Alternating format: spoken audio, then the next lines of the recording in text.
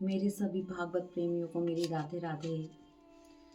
आज हम सभी श्रीमद् भागवत महापुराण सप्ताह कथा एक सदग्रंथ का सप्तम स्कंद शुरू करने जा रहे हैं। इस स्कंद में पुराण के पंचम लक्षण उड़ती अर्थात वासना का वर्णन है। प्रहलाद की शुभ वासना और हिरण्यकशिपु की अशुभ वासना का वर्णन है।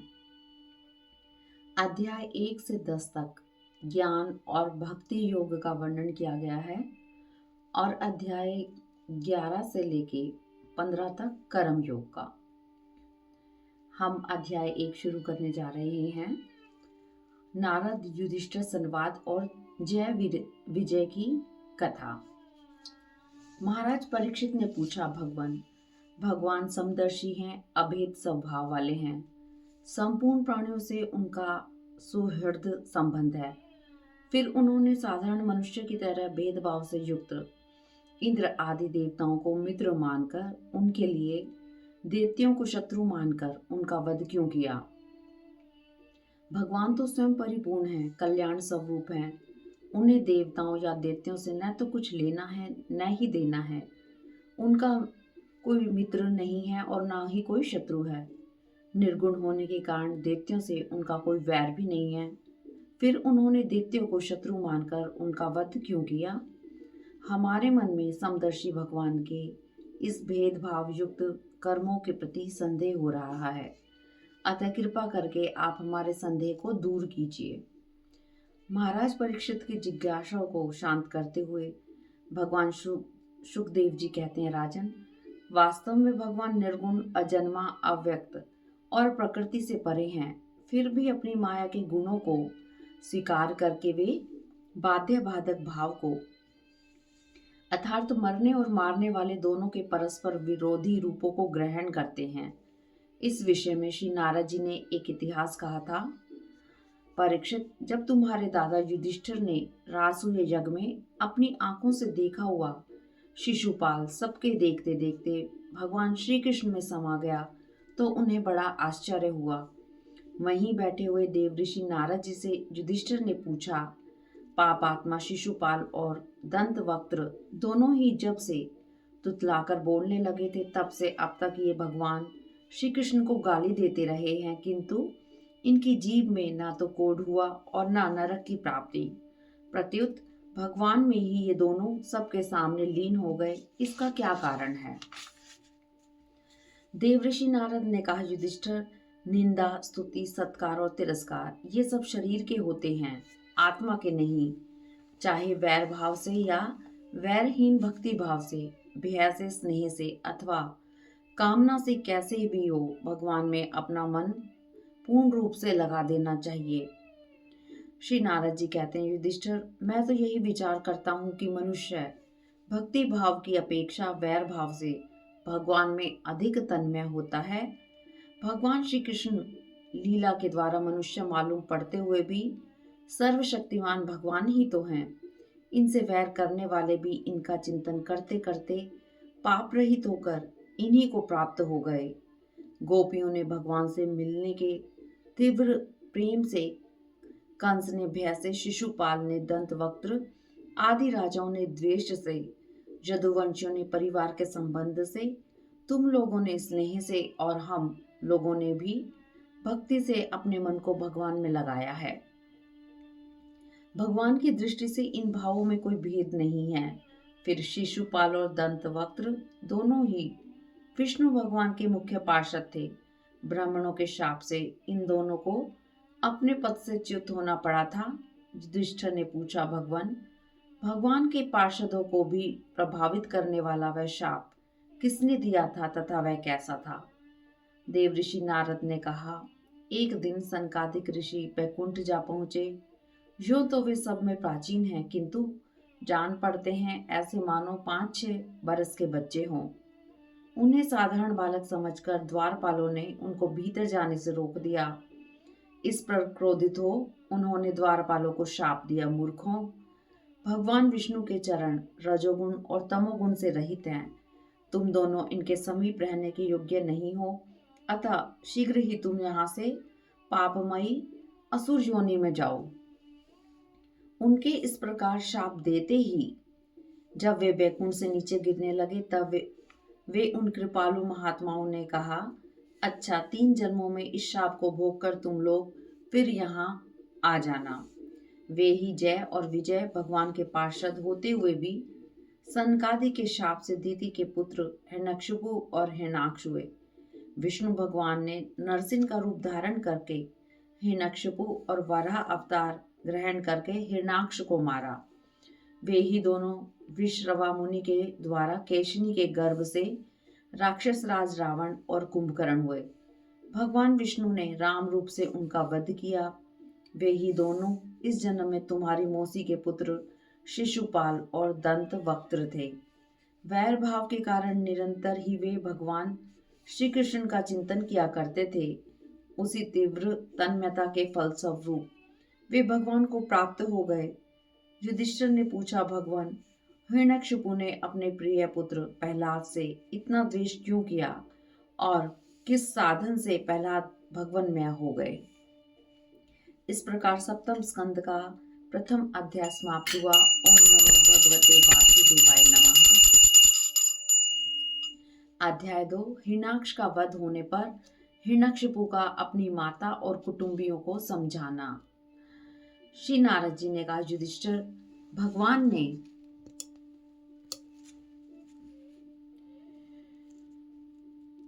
ने वराह अवतार लेकर हिरण्याक्ष को मार डाला था। भाई के इस प्रकार मारे जाने पर हिरण्यकशिपु रोष और शोक से संतप्त हो उठा। वह क्रोध से कांपता हुआ भरी सभा में त्रिशूल उठाकर अपने अनुयायी दैत्यों से कहने लगा, दैत्यों और दानवों, जैसा मैं कह रहा हूं उसे सुनकर वैसा ही करो। यह विष्णु पहले तो शुद्ध और निष्पक्ष था, किंतु अब माया से वराह आदि रूप धारण करने लगा है और अपने स्वभाव से च्युत हो गया है। बच्चे की तरह जो उसकी सेवा करे उसी की ओर हो जाता है। अब मैं अपने शूल से उसका गला काटकर उसके खून से रुधिर प्रेमी अपने भाई हिरण्याक्ष का तर्पण करूंगा। तुम लोग इसी समय पृथ्वी पर जाओ। विष्णु की जड़ है द्विजातियों का धर्म कर्म। अतः जहां तहां ब्राह्मण गाय वेद वर्ण आश्रम और धर्म कर्म हो उन्हें जला दो, उजाड़ डालो। दैत्यराज की आज्ञा से वे दैत्यगण जनता का नाश करने लगे। उस समय देवता लोग स्वर्ग छोड़कर पृथ्वी पर विचरण करते थे। हिरण्यकशिपु अपने भाई की अत्यंत्येष्टि क्रिया करके अपने भतीजों और उनकी माता रूषा भानु तथा अपनी माता दीति को समझाते हुए कहने लगा, माताजी, बहू और पुत्रों, तुम्हें वीर हिरण्याक्ष के लिए शोक नहीं करना चाहिए। वीरों के लिए ऐसी ही मृत्यु श्लाघनीय होती है। वास्तव में आत्मा नित्य, अविनाशी, शुद्ध, सर्वगत, सर्वज्ञ और देह इंद्रिय आदि से पृथक है। वह अपनी अविद्या से ही शरीर आदि की सृष्टि करके विषयों के साधन सूक्ष्म शरीर को स्वीकार करता है। आत्मा का स्थूल और सूक्ष्म शरीरों से कोई भी संबंध नहीं है, फिर भी वह संबंधी सा जान पड़ता है। सब प्रकार से शरीर रहित आत्मा को शरीर समझना ही अज्ञान है। इसी से प्रिय और अप्रिय वस्तुओं का मिलना और बिछुड़ना होता है। इसी से कर्मों के साथ संबंध हो जाने से जगत में भटकना पड़ता है। जन्म मृत्यु, अनेकों प्रकार के शोक, अविवेक, चिंता और विवेक की समृद्धि, इन सब का कारण अज्ञान ही है। इस विषय में मनुष्य के संबंधियों के साथ यमराज की बातचीत सुनो। कुशीनगर देश के राजा सुयज्ञ को युद्ध क्षेत्र में शत्रुओं ने घेर कर मार डाला। उस समय उसके सगे संबंधी उसे घेर कर बैठ गए और रानियां विलाप करने लगी और अपनी बार बार छाती पीटती हुई अपने स्वामी के चरणों में गिर पड़ी और जोर जोर से रोने लगी। उन्हें रोते हुए सूर्यास्त हो गया। उनके विलाप को सुनकर वहां स्वयं यमराज बालक के वेश में आए और उन लोगों से कहने लगे, रानियों, यह मनुष्य जहां से आया था वहां चला गया। तुम सब लोगों को भी एक ना एक दिन वहीं जाना है, फिर झूठ मूठ इतना शोक क्यों करती हो। हम परम धन्य हैं क्योंकि हमारे माता पिता ने हमारा त्याग कर दिया है। हम बलहीन होने पर भी निश्चिंत हैं। कोई भी हिंसक जीव हमें मार नहीं सकता, क्योंकि जिसने गर्भ में हमारी रक्षा की है वही जीवन में भी हमारी रक्षा करता है। यह संसारी प्रभु का खिलौना मात्र है, क्योंकि वही इसे बनाता, रखता और नष्ट कर देता है। वही प्रभु इस जगत को दंड या पुरस्कार देता है। देखो, भाग्य यदि अनुकूल हो तो रास्ते में गिरी हुई वस्तु जैसी है वैसी ही पड़ी रह जाती है, किंतु यदि भाग्य प्रतिकूल है तो घर के अंदर सुरक्षित वस्तु को भी खा जाती है। भाग्य अनुकूल होने पर प्राणी जंगल में भी सुरक्षित रहता है, और भाग्य के विपरीत होने पर घर में सुरक्षित रहते हुए भी मृत्यु को प्राप्त हो जाता है। सभी प्राणियों की मृत्यु अपने पूर्व जन्मों की कर्म वासना के अनुसार समय पर होती है, और उसी के अनुसार उसका जन्म भी होता है। किंतु आत्मा शरीर से अत्यंत भिन्न है। वह उसके रहने पर भी उसके जन्म मृत्यु आदि धर्मों से अछूता ही रहता है। जिसके लिए तुम शोक कर रहे हो, वह सुयज्ञ नाम का शरीर तो तुम लोगों के सामने पड़ा है। तुम सब इसी को देखते थे। इसमें इसमें जो सुनने और बोलने वाला था वह तो कभी किसी को नहीं दिखाई पड़ता था, और आज भी नहीं दिखाई दे रहा है, तो शोक क्यों? शरीर में सब इंद्रियों की चेष्टा का हेतुभूत जो प्राण है वह प्रधान होने पर भी बोलने या सुनने वाला नहीं है, क्योंकि वह जड़ है। सुषुप्ति के कारण प्राण रहता है, पर न वह बोलता है और न सुनता ही है। देह और इंद्रियों के द्वारा सब पदार्थों का दृष्टा तो आत्मा है। वह शरीर और प्राण दोनों से पृथक है।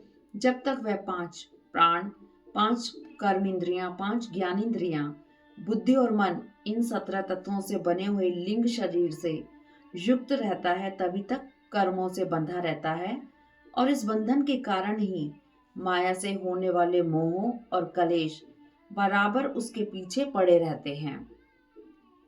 अतः तत्वज्ञानी लोग ना तो अनित्य शरीर के लिए शोक करते हैं और न नित्य आत्मा के लिए ही, किंतु मूढ़ लोगों का स्वभाव बदलना कठिन है। तुम्हें अपनी मृत्यु तो दिखती नहीं और उसके लिए रो पीट रही हो। यदि तुम लोग 100 वर्ष तक इसी तरह शोकवश छाती पीटती रहो तो भी अब तुम इसे नहीं पा सकोगी। हिरण्यकशिपु ने कहा। उस छोटे से बालक की ऐसी ज्ञानपूर्ण बातें सुनकर सबके सब दंग रह गए। यमराज यह उपाख्यान सुनाकर अंतर्ध्यान हो गए। भाई बंधुओं ने भी सुयज्ञ की अंत्येष्टि क्रिया की। अतः तुम लोग भी शोक मत करो। प्राणियों को अज्ञान के कारण ही अपने घर और पराये का दुराग्रह हो रहा है। श्री नारद जी ने कहा, युधिष्ठिर, अपनी पुत्र वधू के साथ दीति ने हिरण्यकशिपु की यह बात सुनकर उसी क्षण पुत्र शोक का त्याग कर दिया और अपना चित्त श्री हरि में लगा दिया। इस तरह सप्तम स्कंद का 2वां अध्याय समाप्त हुआ। ओम नमो भगवते वासुदेवाय नमः। अध्याय 3, हिरण्यकशिपु की तपस्या और वर प्राप्ति। श्री नारद जी ने कहा, युधिष्ठिर, अब हिरण्यकशिपु ने यह विचार किया कि मैं अजय, अमर और संसार का एक छत्र सम्राट बन जाऊं।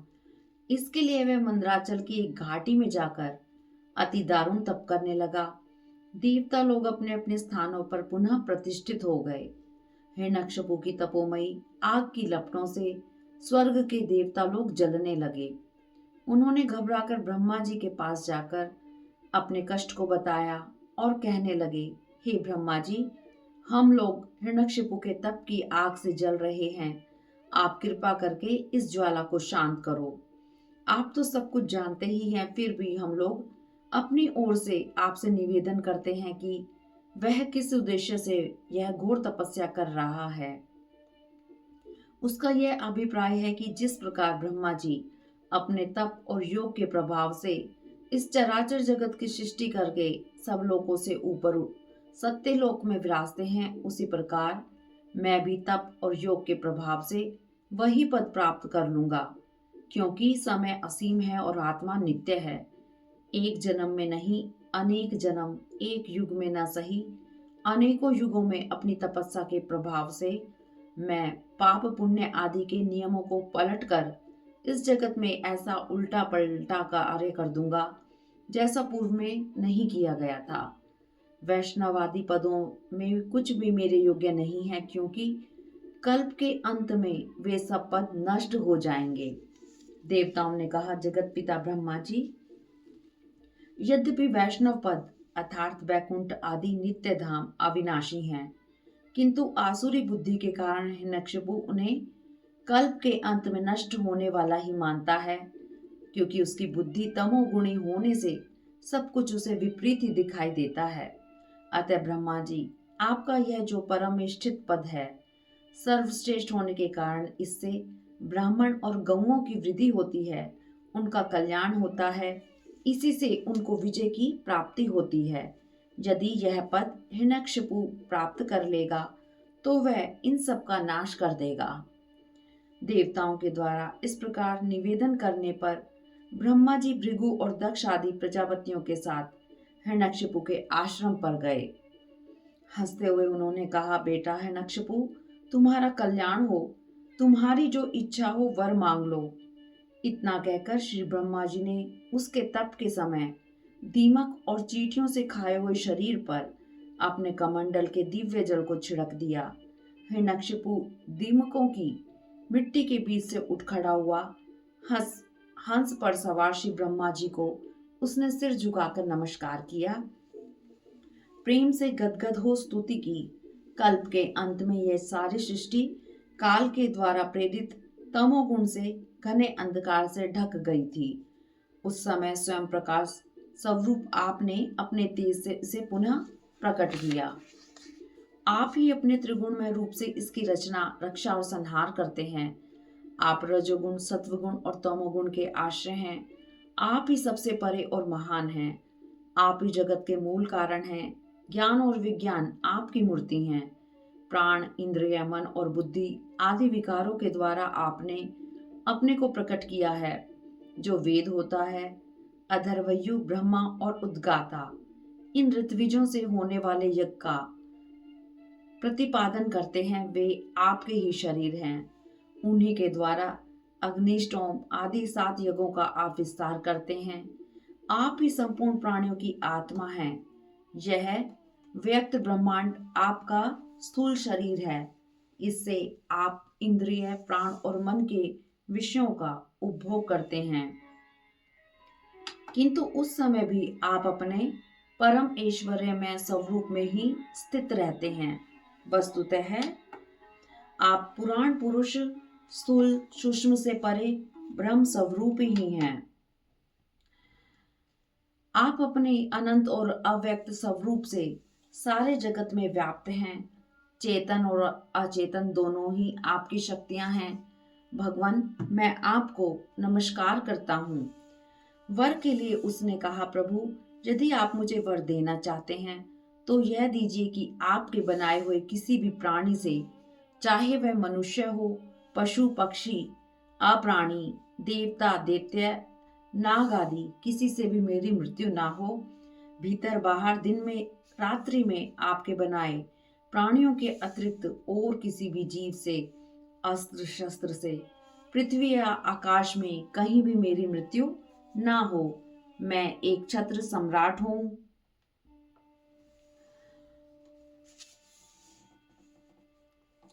प्रभु, इंद्र आदि समस्त लोकपालों में जैसी आपकी महिमा है वैसी ही मेरी हो।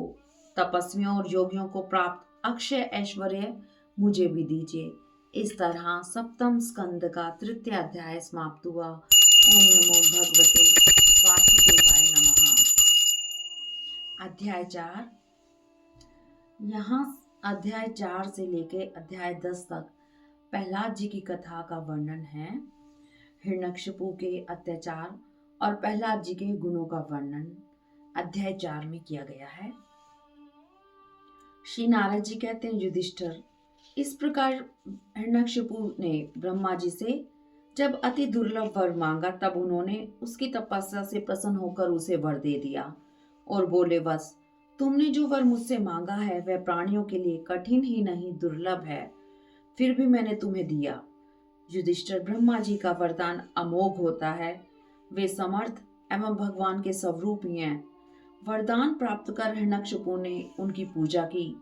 प्रजापति लोग उनकी स्तुति करने लगे। इस प्रकार स्तुति सुनते हुए ब्रह्मा जी अपने लोक में चले गए। श्री नारद जी कहते हैं, युधिष्ठिर, ब्रह्मा जी ने हिरण्यकशिपु को वर दे दिए। वर प्राप्त करने पर हिरण्यकशिपु का शरीर स्वर्ण के समान कांतिमान और हष्ट-पुष्ट हो गया। वह अपने भाई की मृत्यु का स्मरण कर भगवान से द्वेष करने लगा। वह अपने पुरुषार्थ से इंद्रासन पर बैठ गया। विश्वावसु, तुम्बरु तथा सभी लोग उसके सामने गान करते थे। सभी यज्ञों की आहुति वह छीन लेता था। पृथ्वी के सातों द्वीपों में उसका अखंड राज्य था। वह ऐश्वर्य के मद से मतवाला होकर शास्त्रों की मर्यादा का उल्लंघन कर रहा था और लोकपाल उससे घबरा गए। जब उन्होंने भगवान की शरण ली, इंद्रियों का संयम और मन को समाहित करके उन लोगों ने अन्न, जल और शयन छोड़कर निर्मल हृदय से भगवान की आराधना की। एक दिन उन्हें आकाशवाणी सुनाई पड़ी, देवताओं, डरो मत, मैं इस अधम दैत्य को मिटा दूंगा। अभी कुछ दिनों तक समय की प्रतीक्षा करो। जब ये अपने पुत्र महात्मा प्रहलाद से द्रोह करेगा, तब इसे मैं मार डालूंगा। सबके हृदय में ज्ञान का संचार करने वाले भगवान ने जब देवताओं को यह आदेश दिया, तब वे उन्हें प्रणाम करके लौट आए। दैत्यराज हिरण्यकशिपु के 4 पुत्र थे। प्रहलाद सबसे छोटे थे। वे गुणों में श्रेष्ठ और संत सेवी थे। ब्राह्मण भक्त और सत्य प्रतिज्ञ थे। सबके साथ समता का व्यवहार करते और सबके सच्चे हितैषी थे। बड़े लोगों के चरणों में सिर झुकाते, गरीबों को पिता समान समझते थे और गुरुजनों को भगवान के समान मानते थे। सर्वगुण संपन्न होने पर भी अभिमान उनको छू नहीं सकता था। उनकी महिमा का वर्णन करने के लिए गुणों की कोई सीमा नहीं थी और उनकी कोई आवश्यकता भी नहीं थी। केवल एक ही गुण भगवान श्री कृष्ण के चरणों में स्वाभाविक और जन्मजात प्रेम उनकी महिमा को प्रकट करने में पर्याप्त है। वे बचपन से ही खेलकूद छोड़कर भगवान के ध्यान में तन्मय हो जाया करते। भगवान श्री कृष्ण के अनुग्रह रूप ग्रह ने उनके हृदय को इस प्रकार खींच लिया कि उन्हें जगत की भी सुध बुध न रही। उन्हें ऐसा जान पड़ता कि भगवान मुझे गोदी में लेकर आलिंगन कर रहे हैं, इसलिए उन्हें सोते बैठते, खाते पीते, चलते फिरते और बातचीत करते समय इन बातों का बिल्कुल ध्यान न रहता। कभी कभी भगवान मुझे छोड़कर चले गए, इस भावना से उनका हृदय डर जाता और वे जोर जोर से रोने लगते। कभी मन ही मन उन्हें अपने सामने पाकर आनंद उद्रेक से ठहठा कर हंसने लगते। कभी उनके ध्यान के मधुर आनंद का अनुभव करके जोर से गाने लगते और कभी उत्साहपूर्वक चिल्ला पड़ते। वह कभी लज्जा त्याग कर प्रेम में डूबकर नाचने लगते थे और कभी कभी उनकी लीला के चिंतन में इतने तल्लीन हो जाते कि उन्हें अपनी याद ही न रहती और उन्हीं का अनुसरण करने लगते। कभी कभी भीतर ही भीतर भगवान का कोमल स्पर्श अनुभव करके आनंद में मग्न हो जाते। उस समय उनका रोम रोम पुलकित हो उठता, अध खुले नेत्र अविचल प्रेम और आनंद के आंसुओं से भरे रहते। इस प्रकार प्रहलाद भगवान के परम प्रेमी रस, परम भक्त, परम भाग्यवान और ऊंची कोटि के महात्मा थे। हिरण्यकशिपु ऐसे साधु पुत्र को भी अपराधी कहता था और उनके अनिष्ट की चेष्टा करने लगा। युधिष्ठिर ने पूछा, भगवान, अब आप ये कृपा करके बतलाइए कि हिरण्यकशिपु ने पिता होकर भी ऐसे शुद्ध हृदय पुत्र से द्रोह क्यों किया। सप्तम स्कंद का 4th अध्याय समाप्त हुआ। ओम नमो भगवते वासुदेवाय नमः। अध्याय 5, हिरण्यकशिपु के द्वारा प्रहलाद जी के वध का प्रयत्न। श्री नारद जी कहते हैं, युधिष्ठिर, दैत्यों ने भगवान श्री शुक्राचार्य जी को अपना पुरोहित बनाया था। उनके 2 पुत्र थे, षंड और अमर्क। वे दोनों राजमहल के पास ही रहकर हिरण्यकशिपु के द्वारा भेजे हुए नीति निपुण बालक प्रहलाद को और दूसरे पढ़ाने योग्य दैत्य बालकों को राजनीति, अर्थनीति आदि पढ़ाया करते थे। प्रहलाद गुरु जी का पढ़ाया हुआ पाठ जो का त्यों सुना दिया करते थे, किंतु वे उसे मन से अच्छा नहीं समझते थे, क्योंकि उस पाठ का मूल आधार था अपने और पराये का झूठा आग्रह। एक दिन हिरण्यकशिपु ने अपने पुत्र प्रहलाद को बड़े प्रेम से गोद में लेकर पूछा, बेटा, तुमने कौन सी बात अच्छी लगती है? प्रहलाद ने कहा, पिताजी, मैं और मेरे के झूठे आग्रह में न पड़कर संसार के प्राणियों को चाहिए कि वे घर छोड़कर वन में चले जाएं और भगवान की शरण ग्रहण करें। प्रहलाद जी के मुंह से शत्रु पक्ष की प्रशंसा सुनकर हिरण्यकशिपु हंस पड़ा। उसने कहा, दूसरों के बहकावे से बच्चों की बुद्धि बिगड़ जाती है। जान पड़ता है कि गुरु जी के घर पर विष्णु के पक्षपाती कुछ ब्राह्मण वेश बदल कर रहते हैं। बालक की देखरेख ठीक से की जाए, जिससे अब इसकी बुद्धि बहकावे में ना आवे।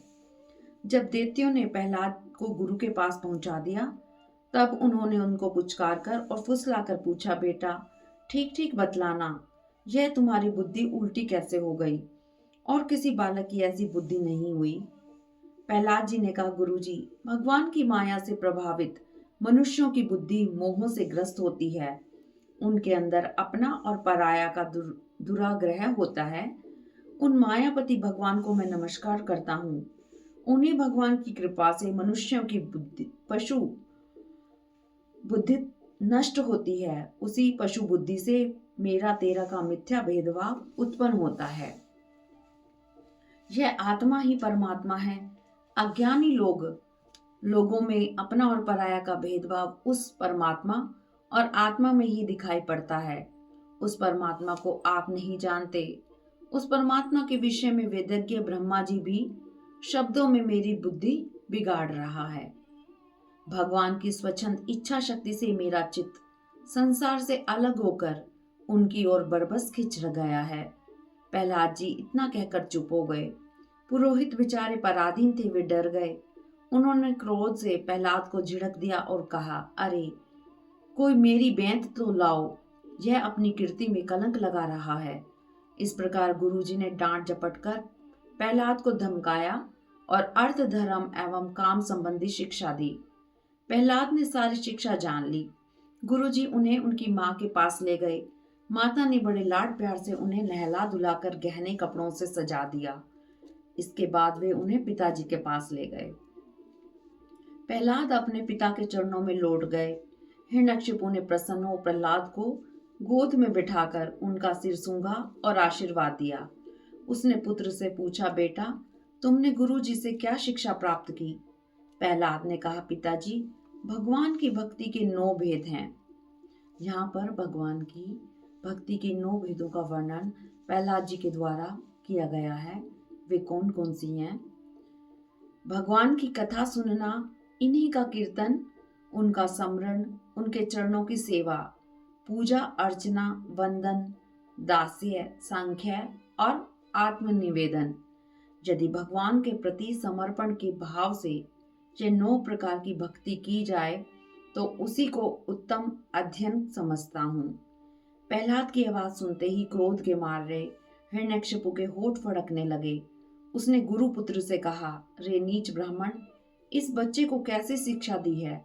अवश्य तू मेरे शत्रुओं के आश्रित है। गुरुपुत्र ने कहा, इंद्र शत्रु, आपके पुत्र की यह जन्मजात बुद्धि है। आप क्रोध को शांत कीजिए, हम दोषी नहीं हैं। श्री नारद जी कहते हैं, युधिष्ठिर, गुरु जी से ऐसा उत्तर सुनकर हिरण्यकशिपु ने फिर प्रहलाद से पूछा, क्यों रे, तूने ऐसी बुद्धि कहाँ से प्राप्त की? प्रहलाद ने उत्तर दिया, ग्रह आसक्त पुरुषों की बुद्धि अपने आप किसी के सिखाने से या अपने ही जैसे लोगों के संग से भगवान श्री कृष्ण में नहीं लगती। जो अज्ञानी लोग इंद्रियों से भोगे जाने वाले विषयों को परम इष्ट समझकर उनके पीछे दौड़ रहे हैं, वे वेदवाणी रूप रस्सी के काम्य कर्मों के बंधन में पड़े हुए हैं। वे यह कभी भी समझ नहीं सकते कि सबके स्वार्थ और परमार्थ भगवान विष्णु ही है। उन्हीं की कृपा से सभी पुरुषार्थों की सिद्धि होती है। भगवान के चरण कमलों में जिनकी बुद्धि लगी रहती है, उनके जन्म मृत्यु के बंधन छूट जाते हैं। किंतु जो भगवत भक्त महापुरुषों के चरणों का आश्रय नहीं लेते, उनकी बुद्धि काम्य कर्मों का पूर्ण सेवन करने पर भी भगवान के चरणों को छू नहीं सकती है। प्रहलाद जी इतना कहकर मौन हो गए। उनकी वाणी सुनकर हिरण्यकशिपु ने क्रोध से उन्हें अपनी गोद से उठाकर भूमि पर पटक दिया और कहने लगा, दैत्यों, इसे ले जाकर मार डालो, यह जीने योग्य नहीं है। ऐसा लगता है इसके रूप में मेरे भाई को मारने वाला विष्णु ही आ गया है। अब यह विश्वास के योग्य नहीं है। कोई दूसरा यदि भलाई करे तो वह पुत्र है, और अपना पुत्र होकर जो अहित करे वह शत्रु है। शरीर का कोई अंग यदि शरीर को हानि पहुंचावे तो उसे काट डालना चाहिए, अतः इसे ले जाकर मार डालो। जब हिरण्यकशिपु ने दैत्यों को इस प्रकार आज्ञा दी, तब भयंकर दैत्य शूल से प्रहलाद के मर्म स्थानों में घाव करने लगे। उस समय प्रहलाद जी का चित्त परमात्मा में लगा हुआ था, अतः उनके सारे प्रहार निष्फल हो गए। जब शूलों के प्रहार से प्रहलाद जी के शरीर पर कोई असर नहीं हुआ, तब हिरण्यकशिपु घबरा गया। अब वह प्रहलाद को मारने के लिए अनेकों उपाय करने लगा। मतवाले हाथियों से कुचलवाया, विषधर सांपों से डसवाया, पुरोहितों से कृत्या राक्षसी उत्पन्न कराई, पहाड़ की चोटी से नीचे डलवा दिया, शम्बरासुर से अनेकों प्रकार की माया का प्रयोग करवाया, अंधेरी कोठरी में बंद करा दिया, विष पिलाया, भोजन बंद कर दिया, बर्फीली जगह और दहकती हुई आग में बारी बारी से डलवाया और आंधी में छोड़ दिया। किंतु प्रहलाद जी का बाल भी बाका न रह सका। अब हिरण्यकशिपु बड़ी चिंता में पड़ गया। यह बालक बड़ा समझदार है, मेरे ही पास रहकर मुझसे तनिक भी नहीं डरता। इसके अतिरिक्त अन्य कोई शक्ति अवश्य है, और इसमें ही कोई शक्ति समाई हुई है। शून्यशेप अपने पिता की करतूतों से उसका विरोधी हो गया था, वैसे ही यह भी मेरे लिए किए गए उपकारों को नहीं भूलेगा। महाराज युधिष्ठिर ने पूछा, भगवान, शून्यशेप की कथा स्पष्ट से बताइए। भगवान नारद जी ने कहा, युधिष्ठिर, पुनः शेष अजिगर्त का मझला पुत्र था। उसे पिता ने वरुण के यज्ञ में बलि देने के लिए हरिश्चंद्र के पुत्र रोहिताश्व के हाथ भेज दिया था। तब उसके मामा विश्वामित्र जी ने उसकी रक्षा की और वह अपने पिता से विरुद्ध होकर उनके विपक्षी विश्वामित्र के गोत्र में हो गया। इस प्रकार हिरण्यकशिपु विचार करते हुए पुनः सोचने लगा, न तो यह किसी से डरता है और न ही यह मृत्यु को प्राप्त हो रहा है। इसकी शक्ति अथाह है, अवश्य ही इसके विरोध से मेरी मृत्यु होगी, न भी हो। वह सोचने लगा कि इसकी शक्ति अथाह है, अवश्य ही इसके विरोध से मेरी मृत्यु होगी। इस प्रकार सोच विचार करते करते उसका चेहरा उतर गया। षंड और अमर्क ने जब देखा कि हिरण्यकशिपु तो मुंह लटकाकर बैठा हुआ है, तब उन्होंने एकांत में जाकर उससे यह बात कही, जब तक हमारे पिता शुक्राचार्य जी नहीं आते, तब तक इसे वरुण के पाशों में बांध रखिए। प्राय ऐसा होता है कि अवस्था की वृद्धि के साथ साथ और गुरुजनों की सेवा से बुद्धि सुधर जाती है। हिरण्यकशिपु ने अच्छा ठीक है कहकर उन्हें आदेश दिया कि इसे उन धर्मों का उपदेश करना जिनका पालन गृहस्थ राजा लोग किया करते हैं। इसके बाद पुरोहित उन्हें ले जाकर पाठशाला गए और क्रमशः धर्म, अर्थ और काम, इन 3 पुरुषार्थों की शिक्षा देने लगे। प्रहलाद विनम्र सेवक की भांति वहां रहते, किंतु राग द्वेष आदि द्वंद्व और विषय भोग वाली इस शिक्षा को सुन तो लेते, किंतु ग्रहण नहीं करते थे। एक दिन गुरुजी गृहस्थी के काम से कहीं बाहर चले गए। समवयस्क बालकों ने प्रहलाद जी को खेलने के लिए पुकारा। ज्ञानी प्रहलाद ने बालकों का प्रेम देखकर उन्हें ही अपने पास बुला लिया। वे उन्हें अपने चारों ओर बैठाकर उपदेश देने लगे। इस तरह सप्तम स्कंद का 5वां अध्याय समाप्त हुआ। ओम नमो भगवते वासुदेवाय नमः। ओम नमो भगवते